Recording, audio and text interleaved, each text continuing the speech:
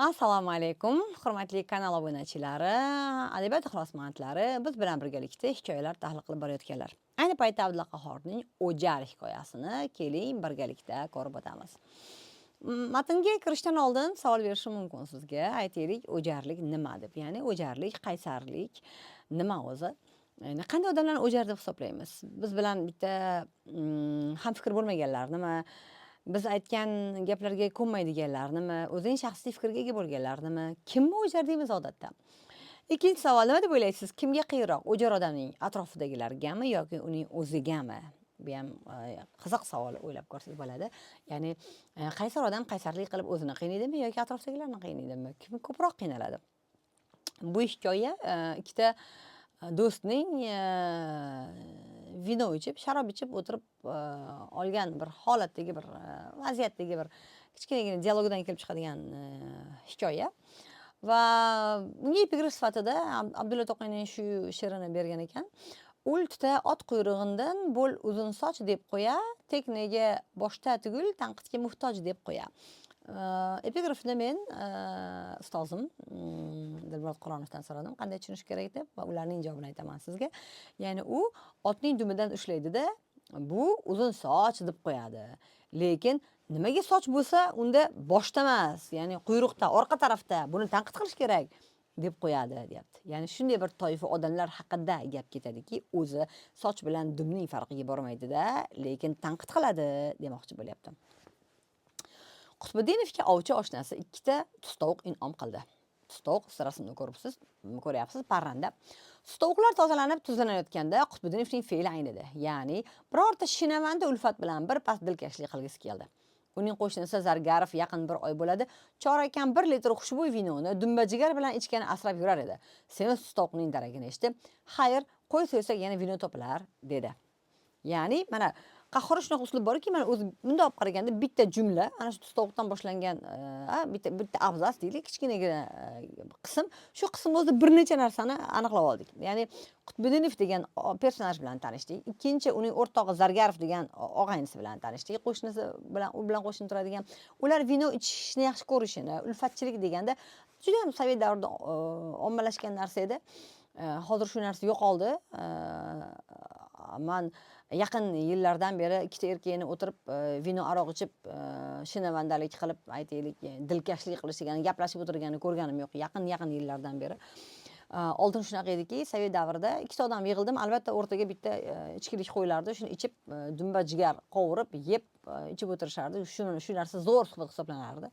Va o'rtoq aytayaptiki, mayli, semiz tustovuq ekan-ku, qo'y so'ysak yana boshqa vino ichamiz. Hozircha shu vinoni tustovuq bilan ichsa ham bo'ladi, debdi va ikki kishi sherik bo'lib ichishni boshlabdi.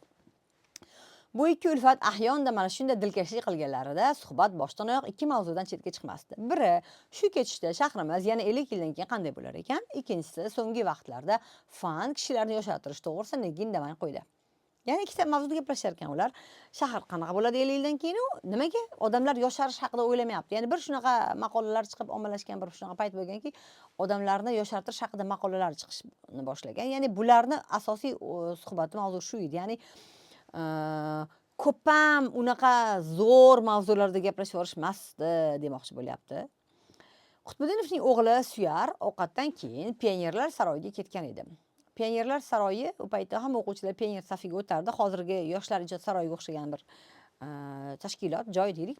Soat 6 dan o'tib borayotir, daragi bo'lmadi. Shu vajdan Qutbuddinov suhbatning boshlanishida jinday tashvishmand bo'lganidanmi, bu safar mavzu shahardan kelajagi fanni jimib ketgan emas, bola tarbiyasi bo'lib qoldi. Qahhor, e'tibor bering, hamma narsani asoslab ketadi. Ya'ni odatda u mavzuda gaplashardi, bu gal tarbiya haqida gaplashdi. Nega? Chunki Qutbuddinov bolasidan xavotir olyapti. Odatda to'garakka ketadigan bola bu gal kech keladi. Zargarovning ham o'g'li bor. Ikki ota hozirgi tarbiyani xo'p maqtashdi. Zargarov uzun so'zdan xulosa chiqarib, men yoshligimda shunday tarbiya ko'rgan bo'lsam, hozir yerda turib oyda chorvachilik qilardim, dedi. Ya'ni odatda otalar, onalar farzandlarini gapirish yaxshi ko'radi. Meni o'g'lim, meni o'g'lim, meni o'g'lim, o'zini bolasini bir-biriga solishtirib, ikkalasiga maqtanish yaxshi ko'rishadi. Va ko'pincha ota-onalar suhbat shunaqaki, xuddi Erkin Vohidovning hozirgi yoshlar she'riga o'xshab, ba'zan bu tanqid qilishga o'tadi. Ya'ni hozirgi yoshlar aynib ketdi, ota-onaning gapiga kirmayapti, o'z boshimcha bo'lar deydi yoki aksincha, hozirgi yoshlar bizdan ko'ra aqlliroq, bizdan ko'ra yaxshiroq deyishadi. Ya'ni ikkalasidan bitta tarafga o'tib olib, yoshlarni muhokama qilishadi odatda. Bu nima qilyapti? Uzun so'zda, ya'ni uzoq gapirgan va oxirida qaniydi men bolaligimda mana shunaqa sharoit bo'lganda edi. Men bularga qaraganda ko'proq narsaga erishgan bo'lardim. Yerda turib oyda chorvachilik qilardim deydi. Ya'ni oyda chorvachilik qilish ham o'zi bundoq qaraganda uni ko'p ham aqlli emasligidan dalolat beryapti. Ya'ni oyda u ixtiro kashfiyot qilmoqchi emas, bor yo'g'i mol qo'y boqmoqchi xolos. Ya'ni podachilik doirasida o'ylaydigan odam edi, u qadar o'zi aqlli odam emas edi. Ming oyga da'vo qilayotgan bo'lsa ham. Men ham dedi Qutbiddinov, men ham ko'p hikmatlar ko'rsatardim, lekin birodar, qani ichaylik? Lekin birodar, har yomonning bir ammosi bo'lishi kerak. Har yaxshining bir lekini. Hozirgi tarbiya yaxshi, hech shubhasiz yaxshi, lekin kamchiligi yo'qmi? Bor, albatta, bor. Masalan, bolalarga shaxmat o'ynatishni olaylik. Bolaning miyasi shunday miyaki, chunonchi bizning moliya tili bilan aytganda alohida paragraf.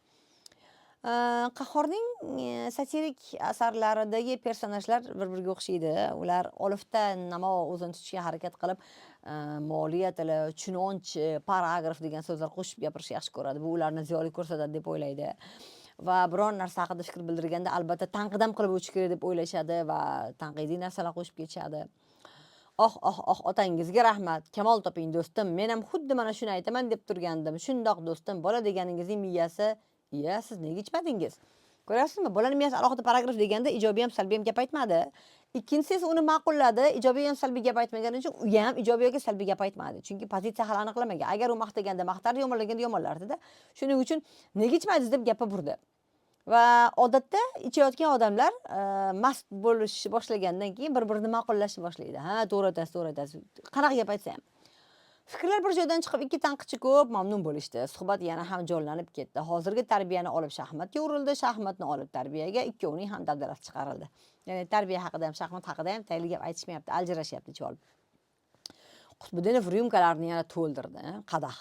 Vilka bilan iyagini qashlab, tasavvur qiling, vilka bilan jag'ini qashlayotgan odammi? Davom etdi. Shaxmatning yana bir zarari shuki, agar g'irrom odam bilan o'ynasangiz, asabingiz buziladi. 34-yilda Bobojonov bilan o'ynagan edim. G'irromlik qilib shohimni olib qo'ydi. Shohimni ber, men senga bo'lak narsa beray desam ko'nmadi. Cho'ntagiga solib qo'ydi. Jahlim chiqib qolgan ekan, shohsiz o'ynay berdim, baribir qoldirdim. Shundan beri o'ynamaydigan bo'lib ketdim. Nima keragi bor? Xo'sh, ana qoldirdim. Nima bo'pti? Qoldirdim, yutdim degani, ya'ni yutib yutqizindimi degani deyapti. Go'yoki tarixni aytib beryapti. Bobojon bilan shaxmat o'ynagan, u meni shohimni olib qo'ygan g'irromlik qilib. Shohimni ber, o'rniga boshqa narsa beraman. Ya'ni shaxmatda qoida shunaqaki, uni o'rniga buni, buni o'rniga buni degan narsa yo'q o'zi shaxmatda. Va shohsiz ham o'ynayveraman, men yutaveraman degani, men shaxmat qonun qoidalarini o'zi ko'p ham yaxshi bilmaydigan odam edi. Shuni ayting, poyezddan qolibdimi? Ya'ni go'yoki shaxmatdan qolish, poyezddan qolishga qaraganda qo'rqinchli narsa emas. Poyezddan qolib ketsang yashinsa bo'ladi, shaxmatdan yutqizsang yashinsa bo'lmaydi deb go'yoki qolmoq degan so'zni asli yutqizmoq degan ma'noda ishlatuvdi. Bu poyezddan qolish, poyezdga ulgurmaslik ma'nosida ishlatdi. Ya'ni aljarashda davom etishyapti. Soat 8 dan o'tganda Suyar keldi. Eshikdan juda hovliqib kirgan edi. Bularni ko'rib shashti qaytdi. Ya'ni xursand bo'lib keluvdi, ichib o'tirgan kishi odamni ko'rib shashti qaytdi. Ya'ni xursandchiligi tushdi. Sekin kirib ketayotganda Zargarov ko'rib qoldi. Yigitcha, qani bu yoqqa kelingchi? Barakalla mulla Suyar. Otasini suyarmi, onasini suyarmi? Yo ikkalarini ham suyarmi? Bu ham menga o'zimni bolaligimni eslatadi. Bolaligimda bitta qo'shnimiz bor edi, shunaqa hasr qilardi. Meni katta opamning ismi Oygul edi. Va "Oting nima? Oygulmi, Baxtiyormi?" deyaverardi. Bu meni asabimga tegardi. Ya'ni u Hamid Olimjonning Oygul va Baxtiyor degan asarini bilishini ko'rsatib qo'ymoqchi bo'lardi. Bu bilan va go'yoki bittamizning otimizni eslolmagan bo'lib, hammamiz Oygulmisan, Baxtiyormisan deb o'zicha hazil qilardi, hazillashyapman deb o'ylardi shu bilan. Va bu odam ham suyar, suymoq, sevmoq ma'nosini bildiradi. Otasini yaxshi ko'radimi, onasini yaxshi ko'radimi, ikkalasini yaxshi ko'radimi? Go'yoki ismidan so'zoyin qilyapti, ismi ma'nosini biladigan odam sifatida o'zini tutib, so'zoyin qilyapti go'yoki o'zi bu ham. Qutbiddinovning otalik mehri jo'sh urib ketdi. Suyarning boshidan, yuzidan o'pdi, quchoqladi. Albatta otasini suyardi. O'g'lim, bizning o'g'il juda ko'p yaxshida. Birov bilan urushmaydi, papiros chekmaydi. Onasidan otasini yaxshi ko'radi, shaxmat o'ynamaydi. Ya'ni qarang, bu sanash bilan Qutbiddinovning nazarida bolani yaxshi bola qilib ko'rsatadigan xususiyatlar sanalyapti. Odatda yaxshi bola qanaqa bo'ladi? Agar u otasini onasidan ko'proq yaxshi ko'radigan bo'lsa. Bunaqa deyish o'zi g'alati masalan. Bola ota bilan onani barobar yaxshi ko'radi. Birov bilan urushmaydi. Xo'p, mayli. Birov bilan urushmaslik, talashmaslik, bahslashmaslik, itoatkor bo'lish bolaning yaxshi tarbiyadaligini ko'rsatadigan belgi. Papiros chekmaydi. Tabiiy u hali o'quvchi, sigaret haqida bo'lishi mumkin emas. Shaxmat o'ynamaydi. Ya'ni shaxmat o'ynash ham yomon narsa deb aytib ketyapti gap orasida. Suyar o'zining quvonchini tantana bilan e'lon qildi. Bugun instruktorimizdan qoldirdim, dada. Afsuski, Suyar shaxmat o'ynaydi. Instruktor, ya'ni unga shaxmat o'yinini o'rgatadigan ustozini yutganini aytyapti. Ana endi uzr, so'z xato tushib qolibdi bu yerda, Haydar degan so'z. Ana endi ko'p bema'ni ish qilibsiz-da o'g'lim. Shaxmat o'ynamagin demabmidim. Qara, burningdan suv oqyapti. Miyang suyulibdi. Suyar bo'shashib ketdi. Shaxmat o'ynagandan emas, dedi burnini artib. Kecha o'zingiz ariqdan ko'zoynangizni izlatdingiz. Qarang nima bo'lgan. Bizda shunaqa gap bor edi. Men bolaligimda ham kitob o'qisam, mutlaqo kitob o'qimaydigan qo'shnilarim, ko'p kitob o'qima, miyang suyulib ketadi deyishardi. Va go'yoki miya suyulib ketgan, ana shu suyuqlik burnidan suv bo'lib oqib ketyapti go'yoki. Va ko'rdingmi, shaxmat o'ynama dedim, sen baribir shaxmat o'ynayapsan. Shaxmat o'ynagan uchun miyang suyulib, burningdan suv oqyapti, deyapti. Ya'ni bu odamning nafaqat shaxmatdan, balki biologiyadan ham xabari yo'q o'zi. Va endi bola o'zini oqlashga harakat qilyapti. Siz ariqdan ko'zoyna izlatdingiz, ya'ni sovuvda suvga tushib ko'zoyna qidiruvdim, shundan shamollab burnim oqyapti. Miyam suyulgandan emas, deb bola o'zini oqlamoqchi bo'lyapti. Qutbiddinov labini burdi. Ko'zoynak izlasa burundan suv oqar ekanmi? Ming la'nat. Bor uyga kir, darsingga qara. Qarang, ota bir pasda o'zgardi. Birinchidan endi u mast, bolasini o'pib maqtab turgan edi. Endi to'nini teskari kiyib oldi, jahli chiqdi-da, la'natladi bolasini, bor yo'qol deb haydab yubordi. Suyar tabaxira bo'lib kirib ketdi. Ya'ni xafa bo'ldi, jahli chiqdi. Qutbiddinov o'g'lining noqobilligidan, andishasizligidan qattiq xafa bo'ldi. Ya'ni noqobil, yaxshi emas bolasi, odobsiz uni bolasi. Nahot otasi shaxmat o'ynamagan degan bo'lsa-yu o'ynasa, o'ynaganini yana ayniqsa mehmonning oldida bu qadar tantana bilan e'lon qilsa. Zargarov-ku bolalar shunaqa ekanligi va Suyar esli bola bo'lgani uchun bu xildagi qusurlarini yo'qotish qiyin emasligini aytib, ranjigan otaning ko'nglini ko'targan bo'ldi. Ya'ni go'yoki o'rtog'ini yupatyapti, xafa bo'lma. Hozir ko'p bola shunaqa odobsiz, lekin seni bolang yaxshi ekan, hali bu aybini to'g'rilasa bo'ladi, deyapti. Ya'ni shaxmat o'ynash ayb va bu aybni tuzatsa bo'ladi, deyapti. Ya'ni o'rtog'i ham Qutbiddinov o'ziga o'xshagan. Meni o'g'limchi bundan ham battar. Men unga tog' injener bo'l desam, yo'q dada, bilmaysiz, men uchuvchi bo'laman deydi. Ha.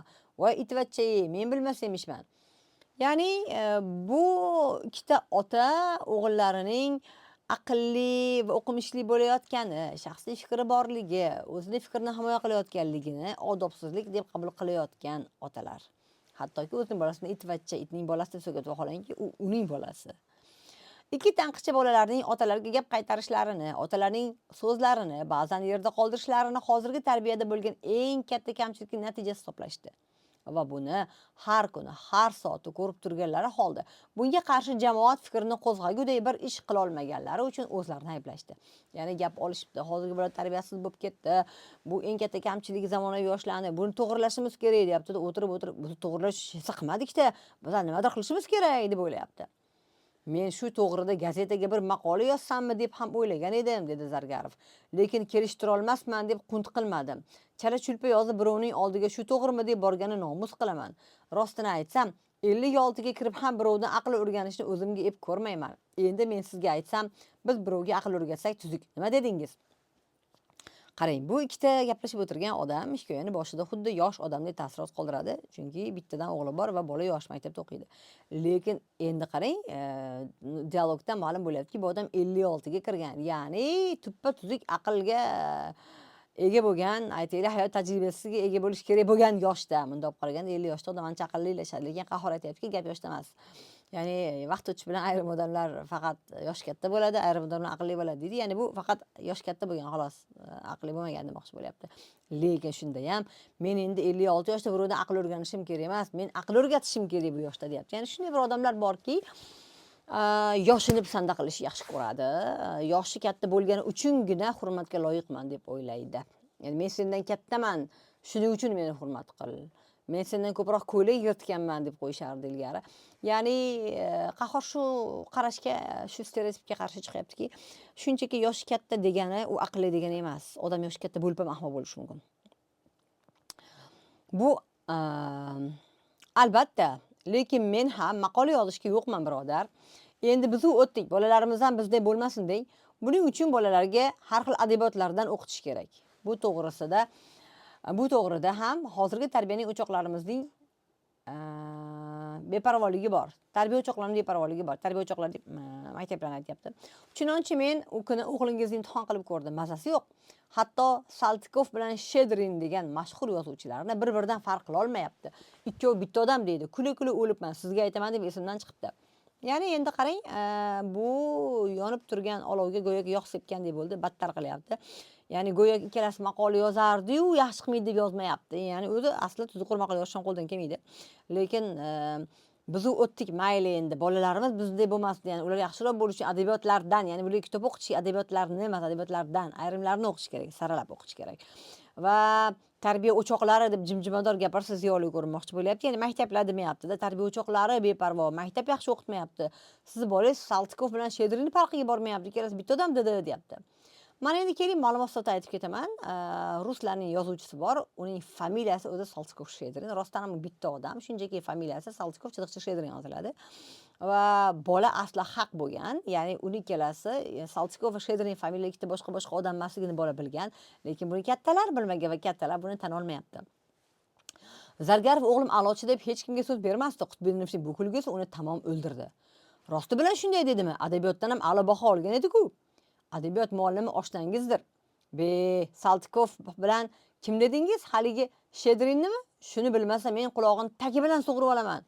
Qutbiddinov hamon kulardi.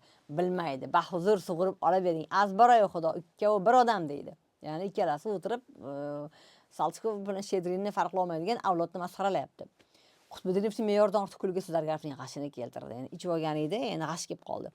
Nima bo'lib uning og'zidan mening o'g'lim bilmasa, sening o'g'ling ham bilmaydi degan mazmunda so'z chiqib ketdi.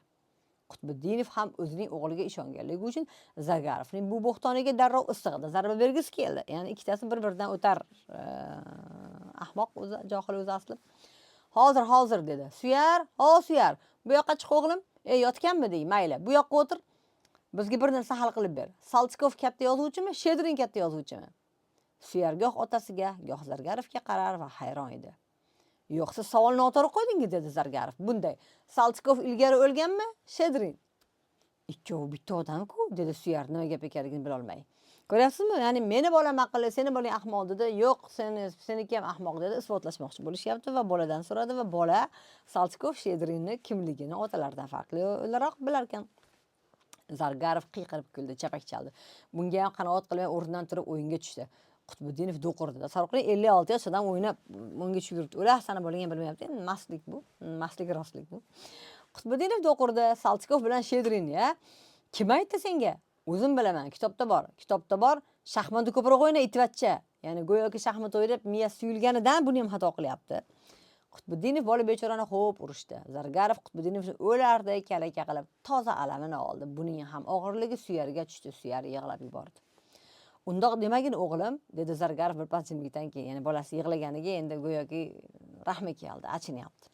Dadang bir narsa degandan keyin darrov xo'p, bilmabman deyishga o'rgan. Yaxshi emas. Noto'g'ri aytsalarchi? Ikki tanqich yalt etib bir-biriga qaradi va bu qarashda ikkovining ham ko'nglidan bir gap o'tdi. Bola ham shunda o'jar bo'ladimi? Ko'ryapsizmi, hikoyani boshida o'jar degan sarlavha, o'jarlik haqida gaplashdik siz bilan. Bola o'jar emas, bola shunchaki ma'lumotni biladi. Suyar ichkariga kirib ketdi. Qutbiddinov ertagayoq Suyarning maktabiga borib katta g'alaba ko'tarmoqchi bo'ldi. Zargarov maktabdan ham ko'ra pionirlar saroyiga borishni ma'qul ko'rdi. Anchadan keyin Suyar kattakon bir kitob ko'tarib chiqdi. Mana, dedi portretini ko'rsatib. Mana, Saltikov Shedrin. Qutbiddinov bu o'jar bola hamon o'zinikini ma'qul qilmoqchi deb juda g'azablandi, ammo mehmonni oldida o'zini tiydi. Zargarov portretning ustida yozuvni o'qib, xuddi qanotli tuya ko'rganday ajablandi. Kitobni sekin Qutbiddinovning oldiga surdi. Yaxshiyamki bola isbotlab bera oldi. Rasmni ko'tarib chiqib, mana Saltikov Shedrin bitta odam deb ko'rsatyapti. Bir-biriga qarab qoldi, xuddi qanotli tuyani ko'rganda. Ya'ni tuyada odatda qanot bo'lmaydi va Saltikov Shedrin bitta odam bo'lmaydi go'yoki uchun.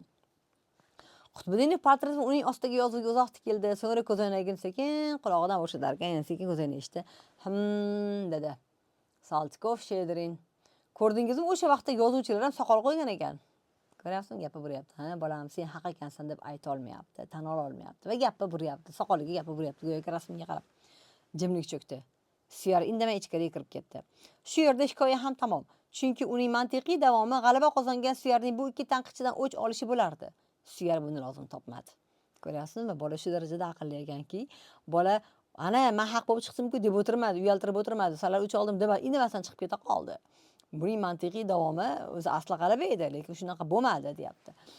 Va kelishuvdan xulosa qilamiz. Ayrim odamlar o'zlarini juda dono hisoblashadi va boshqalar qarshi chiqsa, e'tirozni o'jarlik yoki tarbiyasizlikka yo'yishadi. Bu katta avlodning xatosi, bu ota-onaning xatosi, bu o'qituvchilarimizning xatosi. O'quvchilar agar unga savol bergidek bo'lsa, o'quvchilar aqlliroq fikr aytib qo'ysa, buni qabul qila olmaydi. O'sha o'quvchi bilan o'chakishib qoladi. Keyin bahosini pasaytiradi. Keyin unga ataylab qiyin savollar beradi, imtihondan yiqitadi. Juda ham ko'p ko'rganman bunaqa vaziyatni. Va o'zim bolaligimda o'qituvchilarga e'tiroz bildirsam, maktabda o'qigan paytim mahmadona deyishardi. Universitetda o'qigan paytim tarbiyasiz deyishardi. Ataylab qaysidir fanlardan yiqitmoqchi bo'lgan ustozlarim bo'lgan edi. Va ayni paytda xuddi shunaqa vaziyat afsuski farzandlarim bilan ham yuz berib turadi. Bolalarimga biz asarlarni tahlil qilamiz, fikrlashamiz, keyin u borib maktabga borib aytganda bu narsa ularning o'qituvchilariga yoqmaydi. Keyin o'qituvchi o'chakishaveradi, sen donosan-ku, sen aqllisan-ku deb hadeb kesataveradi. Va bu juda xunuk holat bu o'zi aslida. Chunki hech kim dunyodan o'ta bilimli bo'lib dunyoga kelmaydi. Hamma ham xato qiladi va eng yaxshisi sizga bu narsa og'riqli bo'lsa ham xatoni tan olib qo'ya qolish kerak. Ya'ni katta odam ham xato qilishi mumkin. O'sha narsani olib, "Mana to'g'ri bolam, sening aytganing to'g'ri ekan" deb qo'yavering. Bu sizni kamsitib qo'ymaydi. Bu bilan g'ururingiz sinib to'kilib qolmaydi. Yana bitta xulosa qilish mumkin, nodon bilan bahslashmagan ma'qul. Bitta dalil bilan 100 ta dononi yengdim, 100 ta dalil bilan bitta dononi yenga olmadim, bitta nodonni yenga olmadim degan bir gap bor adashmasam. Ya'ni nodon odam men baribir haqman deb turaveradi, u bilan bahslashmagan ma'qul. Bu ham bitta xulosa. Yana bitta xulosa, bizda kattalar bolalarning aqlli bo'lishini istashi mumkin, lekin aqllilik qilishni qabul qila olmaydi. Bu ham o'zimning xulosam hikoyadan chiqargan. Ya'ni biz bolalarimiz aqlli bo'lishini xohlaymiz, o'zimizcha o'qitamiz, dars beramiz, lekin mabodo aqlli bo'lib qolib nimadir gapirsa, menga aqllilik qilma deb bu narsani qabul qila olmaymiz. Vaholanki aqlli bo'lgan bolaning aqllilik qilishi tabiiy. U o'rganganini hayotga tatbiq qilyapti, o'rganganidan kelib chiqib xulosa qilyapti. Bolani o'qitdingizmi, bilimli qildingizmi? Xohlaysizmi, xohlamaysizmi, ustidan aqlliroq bo'lishini qabul qiling, bu narsaga tayyor turing. Va men nazarimda bu hikoyaga qo'yilgan nom ham, ya'ni o'jar degan nom ham uning aslida o'jarmasligini bildiryapti. Ya'ni qahhor odatda qo'ygan sarlavhalari aks ma'noda keladi. Hozircha sizga hikoya haqida aytmoqchi bo'lganlarim shulardan iborat edi. Fikrlaringizni ayting. Hozircha xayr, salomat bo'ling.